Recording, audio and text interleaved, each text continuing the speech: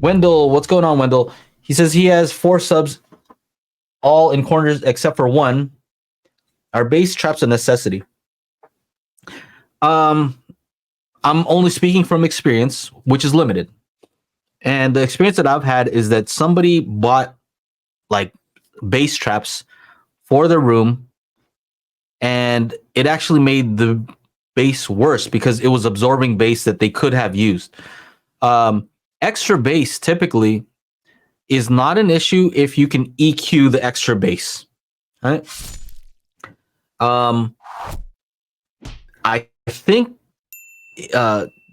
bass traps can be very useful in a specific use case, and that's if you are getting cancellation caused by a reflection.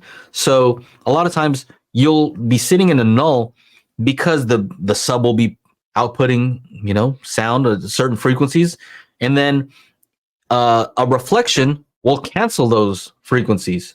So what you'll get is, no matter how much you turn it up, the cancellation waves are canceling out at the same level. So it's not really helping that you're turning it up, right? In which case, if it's possible, if it's at a certain frequency that you can capture, then it's possible that you're absorbing the bass that cancels out the sound that you want. Am I saying that right? You're absorbing the bass that is typically canceling out the sound that you want to be able to hear at your listening position, right? So that's that. Oh man, hopefully that helps. And also, yeah, just be careful.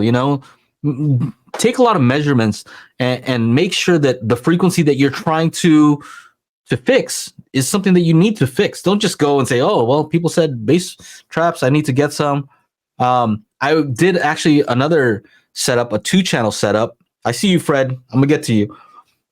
I see. I did a 2-channel setup that's like, it was like $100,000 setup in this guy's office, right? And he had these bass traps, and we were just measuring at his listening position because the bass didn't sound right? And so he had the bass traps, and we were moving around the bass traps and looking at the real-time analyzer to see what was happening when we were moving the stuff, and it wasn't really doing much. And the end result was moving his listening position about 1.5 feet forward, took him out of the null, and it was completely much better. So in the end, he didn't even need those bass traps. So anyway, now if you can't catch the show, we do have an audio version at anchor.fm/daily HiFi. So make sure to go on over there if you like to listen to the show.